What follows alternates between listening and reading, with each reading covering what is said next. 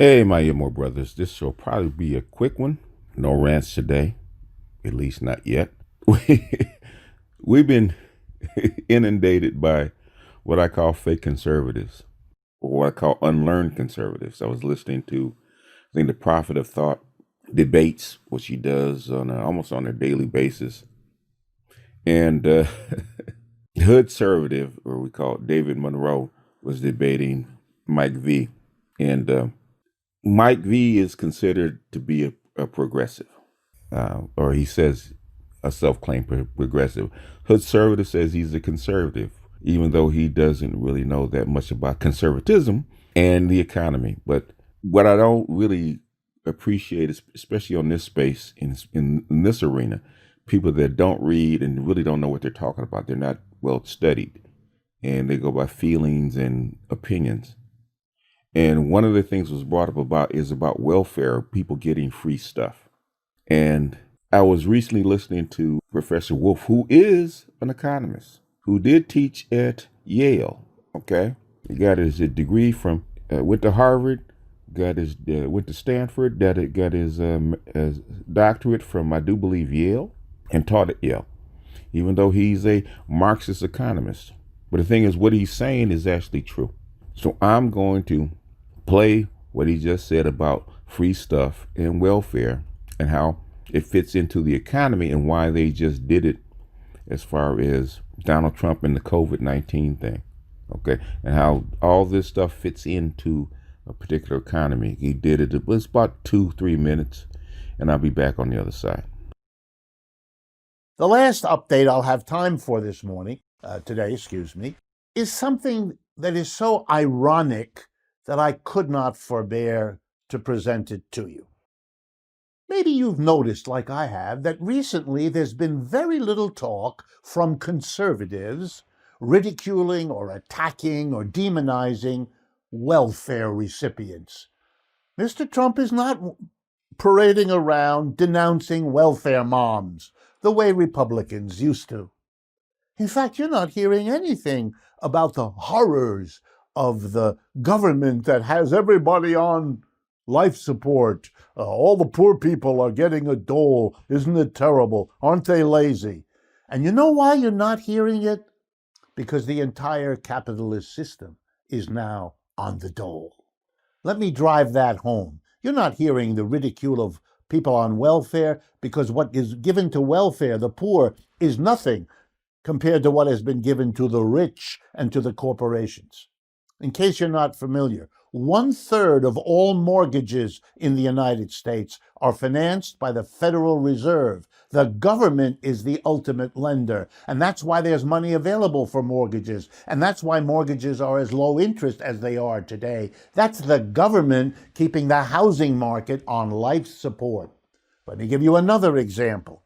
The Federal Reserve is now buying corporate bonds. Here's what that means. A company has a desperate problem. It can now borrow money at virtually zero or near zero interest rate. It borrows from the bank. Why is the bank willing to lend? Because immediately after the bank lends to the corporation, it takes that IOU of the corporation and resells it to the Federal Reserve for fresh new money, which it goes out and offers to other corporations. The banks love it because they collect fees. The corporations love it because they can now cheaply solve every problem that comes their way. The debts of corporation rises, but let's make no mistake. Corporations are on government dole. Housing is on government dole.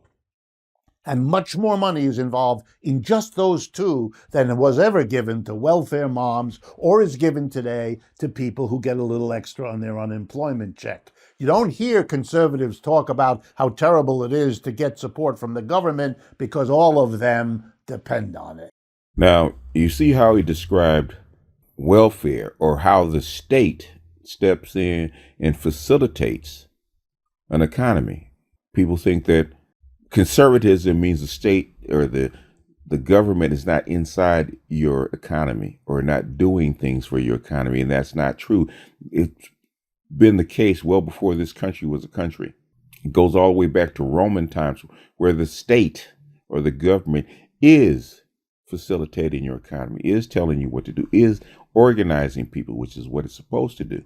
And he just told you how an economy works all the way up to the big boys that were borrowing money or had the state step in and backstop their loans and their companies and stuff like that. It was just recently with COVID-19. We're not even going to have to even go all the way back to what they did in 2006 to 2008 and before. We can just go back to what they just did. Okay, they dropped $10 trillion into the stock market to keep it afloat.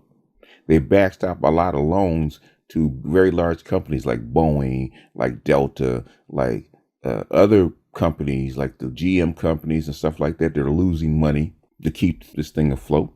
The government always steps in to actually keep an economy going, keep a system going. A country, a state like this is a system. It's not just what we see, a plastic thing with a bunch of people running around. All this complex motion we see around us is part of a system, a highly complex government that has to be organized. The people cannot organize themselves this way. It has to be somebody supervising on top. It just has to be. It's always been that way. And giving away welfare, giving away what we call free stuff, is just a fraction of the money and how the money is redistributed. Hell, look, they pumped up the stock market. We had about 5 or 6 billionaires to make like $1 trillion within a matter of 6 months because of the way that the money is moving, because of the way that the money is dumped into the market. So if we're going to talk about free stuff, we just can't talk about the poor people, or like HoodServative and David Monroe like to talk about poor black women.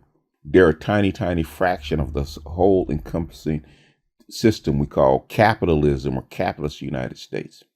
We're not even going to talk about what we just talked about with the banks, how the banks are short-stopped with FHA loans and houses in the housing market. That's what keeps the housing market up. Otherwise, the housing market would have crashed like 15 years ago. So in other words, a lot of these guys need to either read or shut up and go away. It's insult to people like me, like Mike V, like Man of Tomorrow, that actually read and actually have studied over many, many years and actually know what they're talking about. Your opinion, we'll listen to it. Your opinion matters, but not that much, because there's nothing behind it. I'm getting tired of with these so-called lazy conservatives coming on yelling and screaming into a mic and haven't picked up a freaking book. If you put as much time into a freaking book as you do yelling on panels, you might learn something. But anyhow, said it's going to be short and sweet, and so it shall. I'm going to get out of here. This is BGS, and I'll see you guys on the next one. Peace.